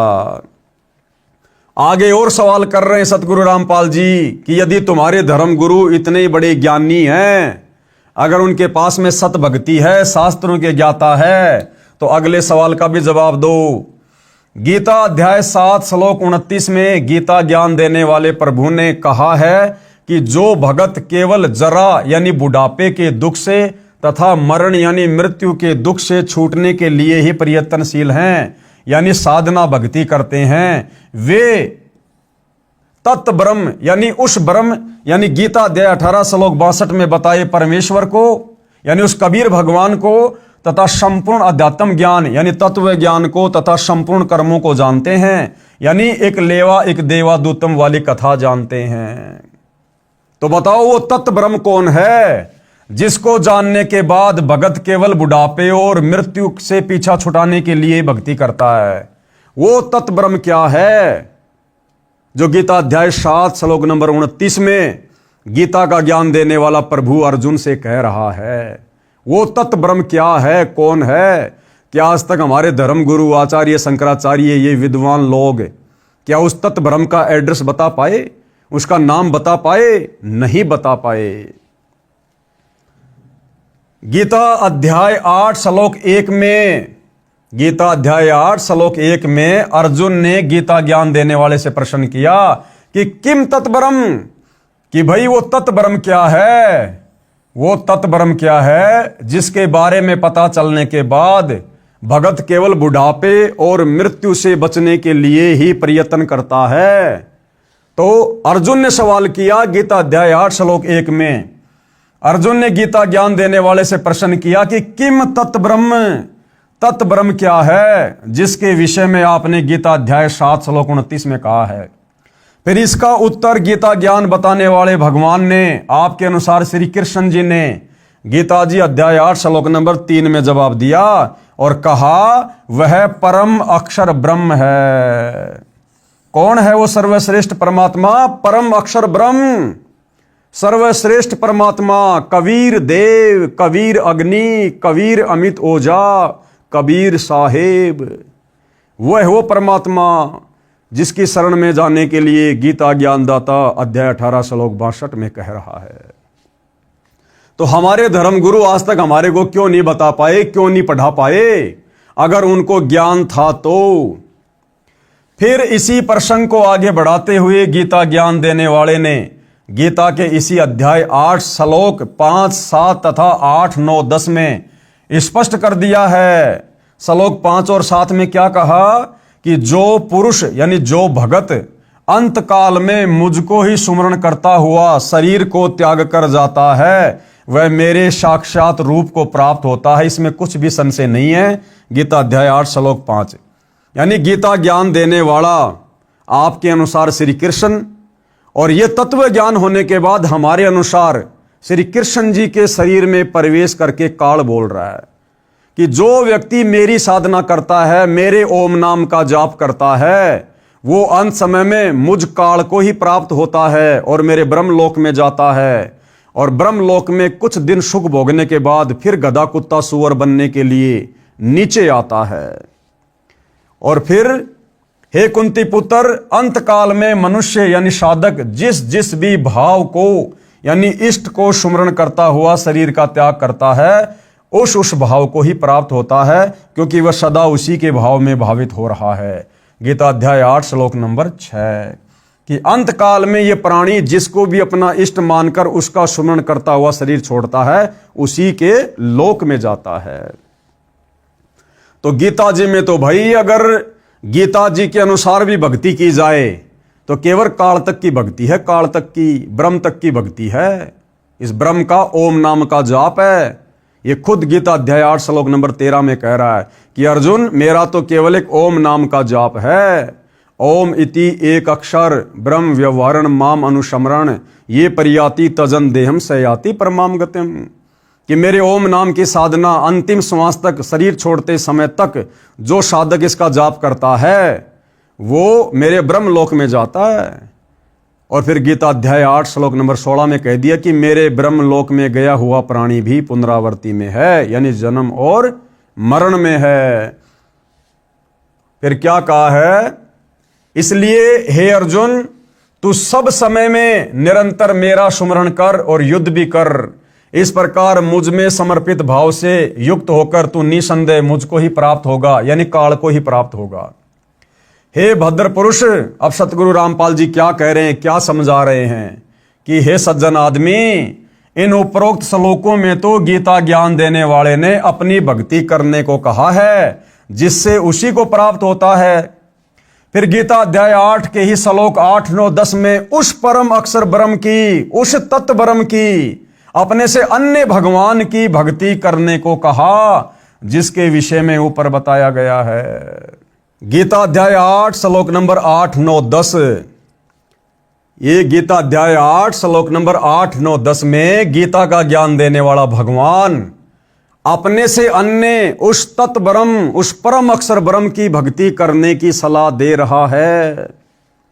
अगर तुम्हारे गीता ज्ञान देने वाले भगवान की भक्ति सर्वश्रेष्ठ होती, अगर गीता ज्ञान देने वाले भगवान की भक्ति से पूर्ण मोक्ष होता, जन्म मरण का झंझट छूटना होता, 84 लाख योनियों के झंझट से जीव आत्मा का बचना होता, तो भला फिर गीता अध्याय 8 श्लोक नंबर 8, 9, 10 में गीता का ज्ञान देने वाला भगवान अपने से अन्य उस परम अक्षर ब्रह्म की शरण में जाकर उसकी भक्ति करने की सलाह क्यों दे रहा है?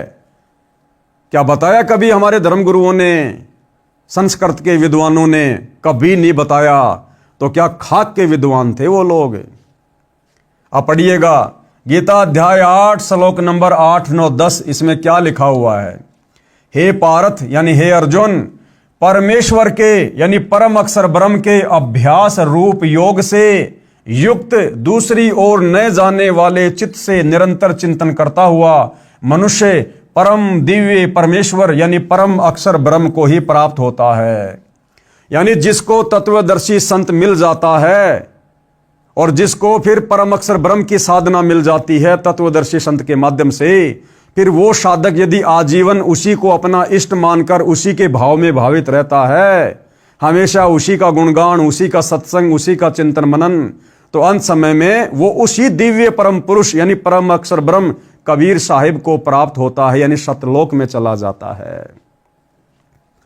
श्रीमान जी ध्यान देना, इस श्लोक नंबर 9 में गीता बोलने वाले प्रभु आपके अनुसार श्री कृष्ण जी ने यह भी स्पष्ट कर दिया कि वही सर्वस्व धातारम यानी सबका धारण पोषण करने वाला है, जो इस प्रकार है। क्या कह रहा गीता ज्ञान देने वाला भगवान गीता अध्याय 8 श्लोक नंबर 9 में कि मेरे से अन्य जो परम दिव्य पुरुष है, परम अक्षर ब्रह्म है, वही तीनों लोकों में प्रवेश करके सबका भरण पोषण करता है, सबका पालन पोषण करता है। उसी ने सारी सृष्टि को रचा है। वही चींटी को कर्ण और हाथी को मण उसकी आवश्यकता के अनुसार देता है।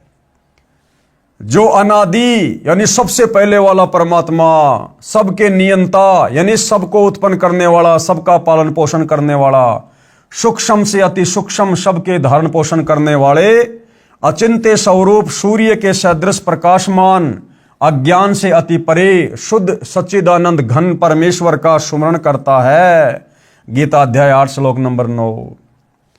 वह भक्ति युक्त पुरुष यानी उस परम अक्षर ब्रह्म की साधना करने वाला भक्ति युक्त साधक अंत काल में योग बल से यानी भक्ति की शक्ति से, यानी भक्ति की शक्ति से प्राणों को भ्रकुटी के मध्य में अच्छी तरह स्थापित करके यानी सतनाम के सुमरण पर दृढ़ होकर फिर निश्चल मन से यानी बिना किसी चिंता के, बिना किसी टेंशन के, क्योंकि सच्चे सतगुरु की शरण में आने के बाद, तत्व ज्ञान लेने के बाद हम निश्चिंत हो जाते हैं कि हमारी आत्मा का उद्धार होगा, हम सीधे सतलोक जाएंगे। अंत समय में हमारा मन इस तत्व ज्ञान आधार से भटकेगा नहीं। फिर निश्चल मन से सुमरण करता हुआ उस मेरे से अन्य दिव्य पुरुष यानी परम अक्षर ब्रह्म यानी परमेश्वर यानी कबीर देव को ही प्राप्त होता है। हे जेंटलमैन, क्या आपको व आपके धर्म गुरुओं को उस परमेश्वर परम अक्षर ब्रह्म का पता है? वह कौन है जिसकी शरण में जाने से परम शांति तथा सनातन परम धाम यानी सतलोक प्राप्त होता है? तो जेंटलमैन ने क्या कहा? कभी सुना ही नहीं, गीता तो रोज पढ़ता हूं, आज आंखें खुली हैं। कहता मैं तो रोज गीता पढ़ता था महाराज जी, लेकिन आज तक कभी किसी ने बताया नहीं, समझाया नहीं। अब जब आप बता रहे हो तो सच्चाई मेरी आंखों के सामने घूम रही है, मेरी तो आज आंख खुली है। तो भाई और बहनों, फिर ये हमारे धर्म गुरु काहे के विद्वान, काहे के पंडित, इन्होंने एक कुप्रथा, शास्त्र विरुद्ध साधना, भक्ति के गलत नाम घर घर में इन्होंने पठा दिए हैं। अब सतगुरु रामपाल जी ने उस शास्त्र विरुद्ध कुप्रथा का जड़ से सत्यानाश करना है और सत भक्ति सबके घर में प्रवेश करवाकर इस धरती को स्वर्ग समान बनाना है। तो उसमें आप और हम भगत भाई बहनों का विशेष तौर पर सहयोग होना चाहिए। ऐसा ना हो कि हम ही पाखंड करने लग जाएं। इसलिए हमने तो सत भक्ति मर्यादा में रहकर करनी है, साथ में हमने पूज्य गुरुदेव भगवान का सहयोग भी करना है, इस ज्ञान को फैलाकर लोगों को जागरूक करके। पढ़िए उपरोक्त गीता जी के सर्व श्लोकों की फोटोकॉपी। ये गीता अध्याय 7 श्लोक नंबर 29 की फोटोकॉपी है। जरा मरण मोक्षाय माम आश्रिते यतन्ति ये ते ब्रह्म तत्विदु कृत्स्नम अध्यात्म कर्म च अखिलम। यानी जो मेरे शरण होकर जरा और मरण से छूटने के लिए यत्न करते हैं, वे पुरुष उस ब्रह्म को, संपूर्ण अध्यात्म को तथा संपूर्ण कर्मों को जानते हैं। यानी जो व्यक्ति बुढ़ापे के कष्ट से और मृत्यु की पीड़ा से दुखी होकर उस तत्व ब्रह्म की ही साधना करते हैं, भगवान की भक्ति करते हैं, वो उस तत्व ब्रह्म से परिचित होते हैं। यानी इस संसार में केवल वही व्यक्ति बुढ़ापे के कष्ट से और मृत्यु की पीड़ा से परिचित होकर सत भक्ति करते हैं, मोक्ष प्राप्ति की चाहत रखते हैं, जो उस तत्व ब्रह्म से परिचित हो जाते हैं। अन्यथा किसी को पता ही नहीं मोक्ष क्या होता है। सब लोग अपनी उदर पूर्ति के लिए, घर में थोड़े बहुत सुख शांति के लिए ही भक्ति को केवल एक माध्यम बना रखा, साधन बना रखा है। मोक्ष तो बहुत दूर की बात है। मोक्ष के लिए भक्ति वो करेंगे जिनको तत्वदर्शी संत मिलता है, जिनको तत्व ज्ञान मिलता है। तो क्या कहा गया इस श्लोक में कि जो व्यक्ति जरा यानी बुढ़ापा और मरण यानी मृत्यु, इसके दुख से पीड़ा से परिचित होकर जो मोक्ष प्राप्ति के लिए भक्ति करते हैं, समझो वे व्यक्ति उस तत्व ब्रह्म से, परम अक्षर ब्रह्म से, कबीर भगवान से परिचित हो चुके हैं। तो फिर गीता अध्याय 8 श्लोक नंबर 1 में अर्जुन ने पूछा कि भाई फिर वो तत्व ब्रह्म कौन है जिसके विषय में आप कह रहे हो कि जो व्यक्ति जरा और मरण के दुख से परिचित होकर केवल मोक्ष के लिए भक्ति करता है, वही उस तत्व ब्रह्म से परिचित होता है। तो वो तत्व ब्रह्म कौन है? तो अर्जुन क्या सवाल कर रहा है? किम तत्व ब्रह्म किम अध्यात्म किम कर्म पुरुषोत्तम अधिभूतम च किम प्रोक्तम अधिदैवम किम उच्यते।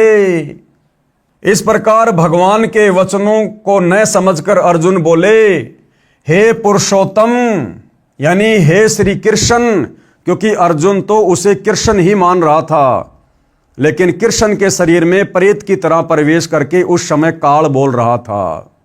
तो अर्जुन अपनी समझ के आधार से उसे पुरुषोत्तम कह रहा है, जबकि वो पुरुषोत्तम नहीं है। हे पुरुषोत्तम, वह ब्रह्म क्या है आप जिसके विषय में कह रहे हो कि वो तत्व ब्रह्म, तो वो तत्व ब्रह्म क्या है? अध्यात्म क्या है? कर्म क्या है? अधिभूत क्या कहा गया और अधिदैव किसको कहते हैं? तो इसका जवाब गीता ज्ञान देने वाले ने गीता अध्याय 8 श्लोक नंबर 3 में कहा, अक्षरम ब्रह्म परमम स्वभाव अध्यात्म उच्यते भूत भाव द्वैक्रम विसर्ग क्रम संचितज्ञे। इस प्रकार अर्जुन के प्रश्न करने पर श्री भगवान बोले, अर्जुन परम अक्षर ब्रह्म है। यानी गीता ज्ञान देने वाले ने कहा था गीता अध्याय 7 श्लोक नंबर 29 में कि जो व्यक्ति जरा और मरण के दुख से परिचित हो जाता है और मोक्ष प्राप्ति के लिए जो प्रयत्न करता है, समझो वो तत्व ब्रह्म से परिचित है। तो अर्जुन ने अध्याय 8 श्लोक 1 में सवाल किया कि वो तत्व ब्रह्म क्या है, वो भक्ति क्या है, वो कर्म क्या है? तो उसका जवाब गीता अध्याय 8 श्लोक नंबर 3 में देते हुए गीता ज्ञानदाता क्या कह रहा है कि वो परम अक्षर ब्रह्म है। अक्षरम ब्रह्म परमम, वो परम अक्षर ब्रह्म है भाई। अपना स्वरूप अर्थात जीवात्मा अध्यात्म नाम से कहा जाता है। भूतों के भाव को उत्पन्न करने वाला जो त्याग है वह कर्म नाम से कहा गया है। यानी अपने से अन्य उस परम अक्षर ब्रह्म दिव्य परमेश्वर कबीर देव के विषय में यहां गीता ज्ञान दानने वाला कह रहा है। फिर गीता अध्याय 8 श्लोक नंबर 5 की फोटोकॉपी। अंत काले च माम एवं शमरन मुक्तवा कलेवरम ये प्रयाति स मद्दावम याति न अस्ति अत्र संशय। जो पुरुष अंत काल में भी मुझको ही सुमरण करता हुआ शरीर को त्याग कर जाता है वह मेरे साक्षात स्वरूप को प्राप्त होता है, इसमें कुछ भी संशय नहीं है। यानी जो अंत समय में ओम नाम का जाप करते हुए इस काल की भक्ति करता है वो अंत में काल को ही प्राप्त होता है, ब्रह्मलोक को प्राप्त होता है। और फिर गीता अध्याय 8 श्लोक 6 की फोटोकॉपी। यम यम व अपि सुमरन भावम त्यजति अंते कलेवरम तम तम एवं एति कौन्ते सदा तदा भवावित। हे कुंती पुत्र, यह मनुष्य अंत काल में जिस जिस भी भाव को सुमरण करता हुआ शरीर का त्याग करता है उसको ही प्राप्त होता है, क्योंकि वह सदा उसी भाव से भावित रहा है।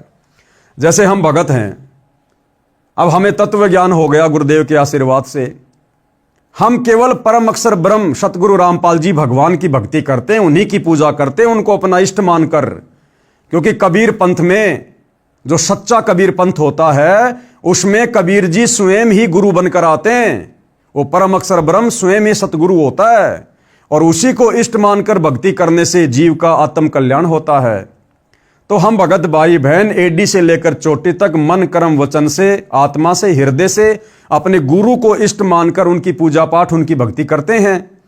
तो अंत समय में हम उसी नाम का सुमरण करेंगे, गुरु का चिंतन करेंगे, उसी भाव में भावित रहेंगे तो हम उसी के लोक में जाएंगे, यानी सतलोक में जाएंगे। फिर गीता अध्याय 8 श्लोक 7 की फोटोकॉपी। तस्मात् सर्वेषु कालेषु माम अनुस्मरण युद्धे च मयि अर्पित मनोबुद्धि माम एवं यस्यसि असंशयम्। इसलिए हे अर्जुन, तू सब समय में निरंतर मेरा सुमरण और युद्ध भी कर। इस प्रकार मुझ में अर्पण किए हुए मन बुद्धि युक्त होकर तू निसंदेह मुझको ही प्राप्त होगा, यानी काल को प्राप्त होगा। अगर काल की भक्ति करेगा, गीता ज्ञानदाता की, अंत समय में ओम नाम का जाप करेगा तो काल के लोक में जाएगा। गीता अध्याय 8 श्लोक 8 की फोटोकॉपी। अभ्यास योग युक्तेन चेतसा नान्ये गामिना परम पुरुष दिव्यम याति पार्थ अनुचिंतेन। हे पार्थ, हे अर्जुन, ये नियम है कि परमेश्वर के ध्यान के अभ्यास स्वरूप योग से युक्त होकर दूसरी ओर न जाने वाले चित्त से निरंतर चिंतन करता हुआ मनुष्य परम प्रकाश स्वरूप दिव्य पुरुष को अर्थात परमेश्वर को प्राप्त होता है। यानी ये परमात्मा का विधान है कि तत्वदर्शी संत से उपदेश लेने के बाद जो व्यक्ति परम अक्षर ब्रह्म की पूजा करता है, उसी के भाव में भावित रहता है, उसी का सुमरण करता है, उसी का चिंतन करता है, वो अंत काल में उस दिव्य परम पुरुष परमेश्वर परम अक्षर ब्रह्म कबीर देव को ही प्राप्त होता है, यानी वो सतलोक को जाता है। फिर गीता अध्याय 8 श्लोक नंबर 9 की फोटोकॉपी। कवीम, यहां देखो साफ साफ कबीर परमात्मा का नाम लिखा हुआ है। कवीम पुराणम अनुशासितारम अणो अणियासम अनुस्मृतु ये सर्वस्य धातारम अचिंत्य रूपम आदित्य वर्णम तमस प्रशतात। जो पुरुष सर्वज्ञ, पुरुष यानी परमात्मा, सर्वज्ञ यानी सब कुछ जानने वाला, वो कौन है? केवल कबीर देव। कवि यानी परमेश्वर का वेदों में नाम है कवि, कबीर देव। तो कबीर देव के अलावा दूसरा कोई भी ब्रह्मांड में सर्वज्ञ नहीं है। तो गीता अध्याय 8 श्लोक नंबर 9 में सांकेतिक रूप से कबीर परमेश्वर का नाम भी लिखा हुआ है। जो पुरुष सर्वज्ञ, अनादि, सबके नियंता, सूक्ष्म से भी अति सूक्ष्म, सबके धारण पोषण करने वाले, अचिंत्य स्वरूपम, सूर्य के समान सदृश्य, नित्य चेतन प्रकाश रूप और अविद्या से अति परे, यानी जो जगत गुरु है, शुद्ध सच्चिदानंद घन ब्रह्म परमेश्वर का सुमरण करता है। यानी तत्वदर्शी संत से उपदेश लेकर जो कबीर भगवान का सुमरण करता है, उनकी भक्ति करता है। गीता अध्याय 8 श्लोक 10 में क्या बताया है? वह भक्ति युक्त पुरुष, यानी वो भक्ति करने वाला साधक अंत काल में, यानी मरते समय भी योग बल से, यानी भक्ति की शक्ति से, सुमरण की कमाई से, बरकुटी के मध्य में प्राणों को अच्छी प्रकार से स्थापित करके, यानी अपने ना भटकने वाले मन को, यानी अपने चंचल मन को दृढ़ करके तत्व ज्ञान आधार से निश्चल मन से, यानी मन को भटकने नहीं देगा अंत में, और सुमरण करता हुआ उस दिव्य रूप परम पुरुष परमात्मा को ही प्राप्त होता है, यानी वो सतलोक को चला जाता है। गीता बोलने वाला नाशवान है। गीता बोलने वाला कौन? ये काल ब्रह्म जो श्री कृष्ण जी के शरीर में प्रेत की तरह प्रवेश करके गीता जी का ज्ञान दे रहा है, ये काल ब्रह्म ये नाशवान है, ये जन्म और मृत्यु में है। दूसरा परम अक्षर ब्रह्म अविनाशी है। परम अक्षर ब्रह्म कौन? कबीर देव, जो जन्म और मरण से दूर है। प्रमाण के लिए गीता अध्याय 4 श्लोक 5, अध्याय 2 श्लोक 12, अध्याय 10 श्लोक 2 में पढ़िए, जिनमें गीता ज्ञानदाता ने अपना जन्म मृत्यु होना स्वीकारा है। यानी गीता जी का ज्ञान देने वाला ये ब्रह्म, ये काल, ज्योति निरंजन, ब्रह्मा विष्णु महेश का पिता, दुर्गा का पति, ये स्वयं गीता अध्याय 4 श्लोक 5 में, गीता अध्याय 2 श्लोक 12 में, गीता अध्याय 10 श्लोक 2 में खुद स्वीकार करता है कि अर्जुन तेरे और मेरे बहुत जन्म हो चुके हैं, तू नहीं जानता, मैं जानता हूं। मेरे जन्म और कर्म अलौकिक हैं। तो जब ये खुद ही नाशवान है, तो इसकी ओम नाम की भक्ति करके ब्रह्मलोक में जाने वाला भला अविनाशी कैसे हो सकता है? जन्म मरण से कैसे छूट सकता है? लख 84 योनियों की पीड़ाओं से कैसे मुक्ति पा सकता है? अविनाशी कौन है? परम अक्षर ब्रह्म है भाई, जिसकी भक्ति करने से जीव अविनाशी पद को प्राप्त करता है। प्रमाण के लिए गीता अध्याय 4 श्लोक 5, अध्याय 2 श्लोक 12, अध्याय 10 श्लोक 2 में पढ़िए, जिसमें गीता ज्ञानदाता ने अपना जन्म मृत्यु होना स्वीकारा है। तथा गीता अध्याय 2 श्लोक 17 में तथा अध्याय 15 के श्लोक 17 में अपने से अन्य यानी परम अक्षर ब्रह्म परमेश्वर को अविनाशी बताया है। गीता अध्याय 2 श्लोक 17 में, गीता अध्याय 15 के श्लोक 17 में गीता ज्ञान देने वाले काल ब्रह्म ने अपने से अन्य उस परम अक्षर ब्रह्म को अविनाशी बताया है, सबका नियंता, सबका धारण पोषण करने वाला बताया है, और उसी की शरण में जाने की सलाह साधक यानी अर्जुन को दे रहा है। गीता अध्याय 18 श्लोक 62 में उसी की शरण में जाने को गीता बोलने वाला आपके अनुसार श्री विष्णु जी ने कहा है। तो भैया श्री विष्णु जी फिर अविनाशी कहां हुए? परम पुरुष कहां हुए? सारी सृष्टि के मालिक कहां हुए? जब श्री विष्णु जी आप लोगों के अनुसार गीता जी का ज्ञान देने वाले अर्जुन को अपने से अन्य उस तत्व ब्रह्म, परम अक्षर ब्रह्म, दिव्य पुरुष की शरण में जाने की सलाह दे रहे हैं। वह परमेश्वर यानी परम अक्षर ब्रह्म कौन है, कैसा है, उसकी शरण कैसे प्राप्त होती है, यह जानने के लिए पेज नंबर 48 पर लिखे फोन नंबरों पर SMS करके पुस्तकें मंगा कर पढ़िए, जो आगे आप जी को मिलेंगे। कृपया पढ़े फोटोकॉपी उपरोक्त श्लोकों की। गीता अध्याय 2 श्लोक 12 की फोटोकॉपी, जिसमें गीता ज्ञान देने वाला काल ब्रह्म अपनी जन्म और मृत्यु के विषय में बातें कर रहा है कि मैं अविनाशी नहीं हूं। न तू एवं अहम, कि अर्जुन ना ही तो तू और ना ही मैं, जातु न आसम न तवम न इमे जनाधिपा, न च एवं न भविष्याम सर्वे वयम अतः परम। न तो ऐसा ही है कि मैं किसी काल में नहीं था। देखो गीता ज्ञानदाता क्या कह रहा कि अर्जुन, ना तो ऐसा है कि मैं किसी काल में नहीं था, अर्थात मैं भी हर समय जन्म लेकर आता हूं, अथवा तू नहीं था, अर्थात तू भी जन्म और मृत्यु में है, तू भी बार बार जन्म लेता है और मरता है। और न ही ऐसा है कि इनमें आगे हम सब नहीं होंगे, और ना ऐसा है कि हम आगे भी नहीं जन्मेंगे या नहीं मरेंगे, हम आगे भी जन्मेंगे और मरेंगे। फिर गीता अध्याय 4 श्लोक 5 की फोटोकॉपी, इस पर श्री भगवान बोले यानी गीता ज्ञान देने वाला बोला, हे परंतप अर्जुन, मेरे और तेरे बहुत से जन्म हो चुके हैं। आपकी आंखों के सामने है भाइयों और बहनों, किसी प्रकार की कोई मिलावट नहीं, कोई झूठ नहीं। ये गीता प्रेस गोरखपुर से प्रकाशित और जय दयाल गोविंदका जी द्वारा अनुवादित गीता है। आप जी इसको मंगवा कर पढ़ सकते हैं, खरीद कर पढ़ सकते हैं। शब्दा शब्द यहां पर लिखा हुआ है, और हमारे धर्मगुरु सदियों से हमारे को पढ़ा रहे थे, ना खुद समझ पाए ना हमें समझा पाए, ना खुद का जन्म मरण समाप्त किया ना हमारे पूर्वजों का करवा सके। गीता ज्ञान देने वाला, आप लोगों के अनुसार श्री कृष्ण कहो चाहे श्री विष्णु कहो, खुद क्या कह रहा है कि हे परंतप अर्जुन, मेरे और तेरे बहुत से जन्म हो चुके हैं। अब भैया जिसका जन्म है उसकी मृत्यु भी है, और जो जन्म और मरण के चक्कर में है वो फिर भगवान कहां हुआ? वो परमात्मा कैसे हुआ जो खुद जन्मता और मरता है? तो गीता ज्ञान देने वाला अविनाशी नहीं है, ये नाशवान है और इसकी भक्ति से मोक्ष नहीं है। उन सबको तू नहीं जानता किंतु मैं जानता हूं। गीता अध्याय 10 श्लोक 2 की फोटोकॉपी। मेरी उत्पत्ति को गीता ज्ञान देने वाला क्या कह रहा है कि मेरे जन्म लेने को, मेरी उत्पत्ति को अर्थात लीला से प्रकट होने को ना तो देवता लोग जानते हैं और न महर्षि जन ही जानते हैं, क्योंकि मैं सब प्रकार से देवताओं का और महर्षियों का भी आदि कारण हूं। ये काल ब्रह्म क्या कह रहा है श्री कृष्ण जी में प्रवेश करके कि अर्जुन, मेरे जन्म को ये देवता लोग और ये महर्षि लोग नहीं जानते, क्योंकि इनका जन्मदाता भी मैं हूं।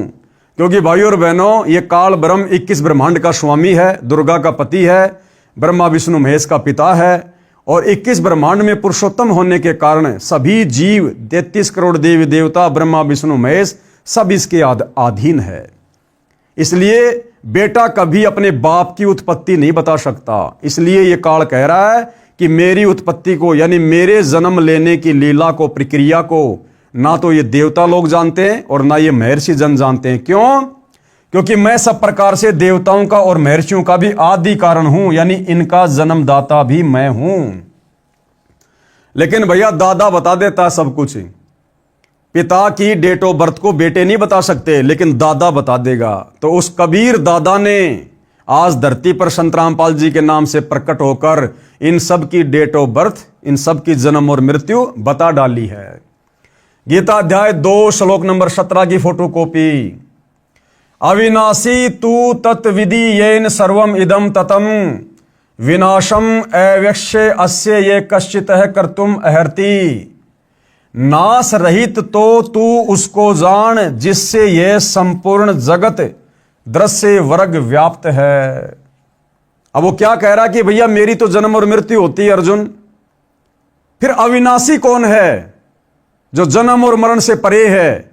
उसके बारे में गीता का ज्ञान देने वाला भगवान कह रहा है, यानी अपने से अन्य भगवान के विषय में, कि नाश रहित। नाश रहित का मतलब होता है जिसका कभी नाश ना हो, कभी मृत्यु ना हो। अविनाशी कि अविनाशी तो उसको जान जिससे यह संपूर्ण जगत व्याप्त है, जिसने सारे संसार की रचना की है, जिसने सृष्टि की रचना की है। अर्जुन, तू अविनाशी तो केवल उसको जान, और वो कौन है? परम अक्षर ब्रह्म, तत् ब्रह्म, कबीर देव।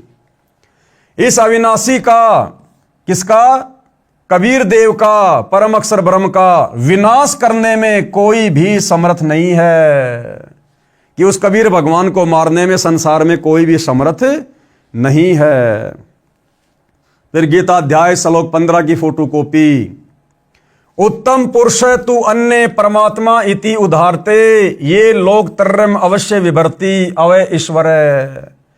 उत्तम पुरुष तो अन्य ही है। उत्तम यानी सर्वश्रेष्ठ और पुरुष यानी परमात्मा। गीता ज्ञान देने वाला कह रहा कि वो तो मेरे से अन्य ही है। उत्तम पुरुष तु अन्य, उत्तम पुरुष यानी भगवान तो अन्य ही है, जो तीनों लोकों में प्रवेश करके सबका धारण पोषण करता है। अविनाशी परमेश्वर और परमात्मा इस प्रकार कहा गया है। क्यों? क्योंकि वो तीनों लोकों में प्रवेश करके सबका धारण पोषण करता है, सारी सृष्टि का पालन पोषण करता है। तो गीता ज्ञानदाता ने बिल्कुल स्पष्ट कर दिया है, क्लियर कर दिया है कि भाई मेरे अलावा पूर्ण परमात्मा कोई और है। मेरे तो जन्म और मृत्यु होती है, मैं अविनाशी नहीं हूं, मैं तो नाशवान हूं। और अर्जुन, मेरी भक्ति करने से जन्म मरण का कष्ट, बुढ़ापे का कष्ट, 84 लाख योनियों का कष्ट समाप्त नहीं हो सकता। अगर तुझे जरा और मरण से मुक्ति चाहिए, सनातन परम धाम को प्राप्त करना है, तो भाई उस परमपिता परमेश्वर की शरण में जा जिसको मारने में कोई भी सक्षम नहीं है। तो भाई और बहनों, ये जानकारी आज तक हमारे को हमारे धर्मगुरु नहीं दे पाए। ये जानकारी आज स्वयं उस परम अक्षर ब्रह्म ने तत्वदर्शी संत का रूप धारण करके, यानी संत रामपाल जी के नाम से धरती पर प्रकट होकर सन 1994 से समाज को देना शुरू की है। और आज उनके ज्ञान को समझकर उनकी शरण ग्रहण करके लाखों की संख्या में लोग वो अद्भुत सुख प्राप्त कर रहे हैं, वो परम शांति का अनुभव कर रहे हैं जो हमने कभी कल्पनाओं में भी नहीं सोची थी। गूढ़ रहस्य गीता का, हे भद्र पुरुष, हिंदू धर्म के धर्मगुरुओं को वेदों व श्रीमद् भगवत गीता का कै ख का भी ज्ञान नहीं है। न ऋषियों को न महर्षियों को ज्ञान था। सर्व धर्मों का, धर्म ग्रंथों का ज्ञान मेरे गुरुदेव स्वामी रामदेवानंद जी महाराज जी के आशीर्वाद से मुझे है। यानी सतगुरु रामपाल जी यहां पर अपने आप को छुपाते हुए, गुरु महिमा को ऊपर रखते हुए अपने गुरुदेव को महत्व दे रहे हैं कि मुझे ये सारा का सारा गूढ़ ज्ञान शास्त्रों का मेरे गुरुदेव स्वामी रामदेवानंद जी से प्राप्त हुआ है। जबकि भाई और बहनों, आप और हमें अच्छे से पता है कि हमारे दादा गुरु यानी आदरणीय रामदेवानंद जी अक्सर ज्ञान युक्त नहीं थे। वो पढ़े लिखे नहीं थे। उन्होंने कभी भी वेद गीता नहीं पढ़ी थी और ना ही उन्होंने कभी संत रामपाल जी को वेद और गीता पढ़ाई। क्योंकि भाई और बहनों, गुरु परंपरा को बनाए रखने के लिए सतगुरु रामपाल जी ने आदरणीय रामदेवानंद जी को गुरु धारण किया था। अन्यथा सतगुरु रामपाल जी स्वयं परम अक्षर ब्रह्म हैं, कबीर देव हैं, गुरुओं के गुरु हैं, जगत गुरु हैं। इन्हें गुरु धारण करने की आवश्यकता नहीं थी। लेकिन गुरु शिष्य परंपरा को बनाए रखने के लिए उन्होंने गुरु धारण किया और अपने गुरु को यहां पर महत्व दे रहे हैं। गुरुदेव जी की कृपा से गीता के गूढ़ रहस्यों को ठीक से समझा है। मेरे को मूल ज्ञान यानी तत्व ज्ञान प्राप्त हुआ है, जिसे सूक्ष्म वेद भी कहा है, जिसके कारण सर्व धर्म शास्त्रों को यथारूप में जानना सरल हो गया। हिंदू धर्म गुरुओं को तत्व ज्ञान नहीं था, इसलिए अर्थों के अनर्थ कर रखे हैं। प्रमाण देता हूं, ध्यान व धीरज के साथ सुन व देख। अब भाई और बहनों, कौन कौन से वो श्लोक हैं, कौन कौन से वो अध्याय हैं जिनके अर्थों का हमारे धर्म गुरुओं ने अनर्थ कर रखा है तत्व ज्ञान के अभाव में। तो उन तमाम प्रकार के श्लोकों की जानकारी हम इसी पुस्तक धरती ऊपर स्वर्ग के अगले वीडियो में प्राप्त करेंगे। क्योंकि भाइयों और बहनों, ये अध्यात्म है, सदग्रंथों का मूल ज्ञान है, सार ज्ञान है। ये जल्दबाजी में समझ में नहीं आएगा, हड़बड़ी में समझ में नहीं आएगा। इसलिए हम धीरे धीरे इस पुस्तक के ऊपर आगे बढ़ेंगे और जितना हम पढ़ रहे हैं उसको हम समझेंगे, उसके ऊपर हम अमल भी करेंगे। तो भाई और बहनों, इतना समय निकालने का फायदा है, अन्यथा इस कान से सुनकर इस कान से निकाल दोगे, कोई फायदा नहीं होगा। तो आज के वीडियो में गुरुदेव भगवान के आशीर्वाद से केवल इतना ही। अगले वीडियो में हम आगे की जानकारी प्राप्त करेंगे। तब तक के लिए गुरुदेव भगवान हम सबको आज्ञा दे, आशीर्वाद दे, हमें सद्बुद्धि दे। बंदी छोड़ सतगुरु रामपाल जी भगवान की जय हो।